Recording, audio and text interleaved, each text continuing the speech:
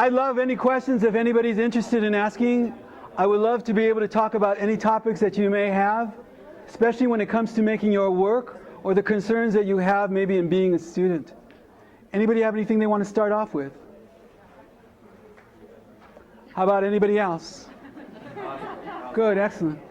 Excuse me? I'm part Japanese. Yes, sir. Probably a little bit more obvious. Yeah, yeah. So, just wondering, you kind of inspired me maybe, the acknowledgement of kind of being a minority Sure.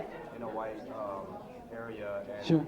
some of your works reflect that, obviously. And Yeah. how do you get started maybe in expressing some of those very tender racial issues that you've had? I don't know. I'll be real honest with you. He asked a really good question, and some of you may not be able to hear him. But he's talking about racial issues in your work. And I'm not interested in talking about racial issues in my work. I'm talking about what is specific to me. You can do it. There's nothing that's stopping you. Everything that you've got already is what you need. The thing is it important to you? We often forget to make work that is important to us. We make work that is demanded of us. Oh yeah, it's due next week. I better make sure that I get in the darkroom sometime this weekend. But a lot of you oftentimes don't necessarily think, what is it that I'm saying about myself? What is it that I have to teach the teacher? It is your job to teach the teacher, but a lot of you don't understand that. A lot of you think, well, I paid for this and I'm supposed to get some sort of instruction. I'm supposed to be told how to make it and how to make it right. And I'm supposed to be working for that GPA, which so many of you worry about. But the only grade worth getting is the one that you give yourself. Believe me, when I first started off and I looked at my grades, they were very interesting because they caused my father to hit me. C's and D's. And when I would look on the back of my report card and see what a C represented, what did it mean? Average. So I thought, I live an average life. I have an average world. I don't deserve anything more than average. You see, you got to figure out what it is that you need to say. And no one else can give you permission. No teacher can give you an assignment on you. You have to give yourself that assignment if you want your work to be different. If you want it to look like everyone else, I'm sure there's ways you can do that. Look at any magazine, go to any exhibition, and you can find what you can copy. Copying's easy. Being who you are is not. The world doesn't know you yet. It deserves the chance. Anyone else? Please. Sort of along those lines, do you know what you're going to make work about before you start? Not at all. Not at all. And I never plan things out. Sure, things will come to mind, but it's all in the discovery. For me, it is. And I'm not saying that I'm prescribing any of this to you. Some of you may think, oh, well, he must know something. What did he say? And thanks, you guys. See you later. But he's keeping, you're keeping certain kinds of notes thinking, well, this is what maybe I should do. You can't follow this. I don't want to know because I won't be surprised. That surprise quality that indeed happens for me gives me a chance to fall in love. How many of you have fallen in love? Yeah? Good. You need to get busy. You really do. You should. I mean, what the hell? What do we know about falling in love? What do we know about falling in love? It's very complicated. What else? Consuming. Very good. What else? For some people it is. For other people it's very selfish. Yes. Yeah. And for some people. But what happens to you? What happens to your world? What does it look like when you're in love? Good. What does food taste like? Amazing. You could just put it in your mouth. Oh, this is so good. Oh, this is so good. And you're eating rocks, It's like, give me another rock because I'm in love. What the hell? The wonderful thing about love is that it just propels you. You forget to fall in love with your work. That's your job. If you don't fall in love with your work and you're constantly analyzing it, if indeed it needs to be this or that, you'll analyze the life out of it. You will not give it the time it needs to teach you what it has to teach you. So you got to be careful. And again, if you let that surprise get out of your hands, you may not be very interested in going back to have more surprises. Please, other questions, please. What do you think of beautiful, quote-unquote, safe art? It's necessary because people need to indeed be sedated. It is really necessary because galleries need to pay their rent. No shit.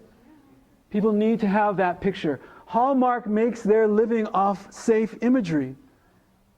Don't forget that. You go into a Hallmark store and you see again the atypical picture of people on the beach or the bird flying above the rocks, and that is necessary.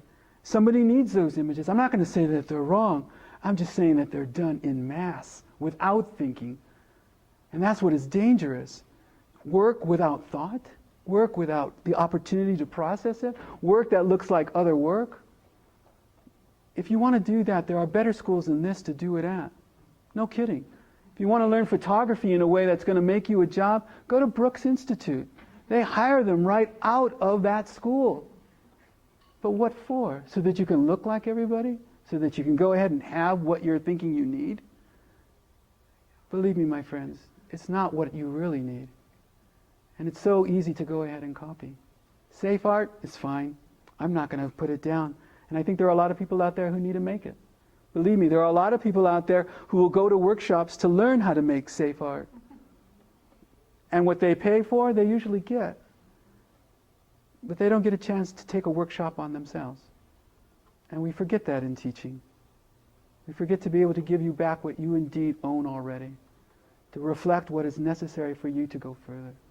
And that's what is so dangerous about these institutions, about these walls that oftentimes, again, hold these individuals up here that you think you're supposed to listen to. You're not supposed to agree. You're supposed to find out why they're up there. You're not supposed to go ahead and think, well, that's what I'm supposed to be doing, or that's my ultimate goal. Your art will tell you what that is, if you listen. Question? How do you feel about our art lecture room being a courthouse? It's very scary. It feels like a Denny's to me for some reason. I keep waiting for the Grand Slam breakfast, but it never shows up. It's like, where's mine? It was free today. How come I didn't get mine? But yeah, you know, you guys are going through growing pains, as is this country. It's going through a very serious fever right now, a necessary fever, because we've forgotten to learn what we can appreciate. It will pass in time, if all of you have hope, if all of you believe that indeed it is a fever that will pass. If it's terminal, then you guys will give up. And we'll have nothing to do with a president who will promise change. But we should not rely on one man. We should rely on the hope that indeed this one man inspired. And to learn the opportunity for the dialogue of hope. If it can occur, if you're still not yet jaded enough, if you're still pliable to think about what hope means, if you want it, only if you want it. Anyone else? Please. Do you think there's any point at which the art making can get out of control? No, not really. Because the art making will always go ahead and rely specifically on the individual. And it's you that will be out of control. You know, I think it's something that a lot of us, again, find ourselves fearing all the time, that somehow we'll lose ourselves, that somehow it won't make sense. But it's not supposed to. You're like any child, starting to understand how to walk. You'll fall. It's part of the process. And then you'll get up, and you'll take a few more steps and fall again. You'll learn to run. You'll learn where you want to run. You'll learn how to walk strongly and confidently, and you'll learn what it feels like to not feel so good.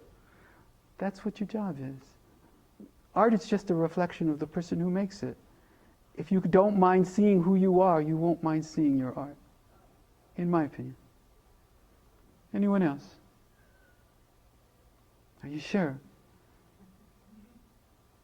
Let me ask you a question then.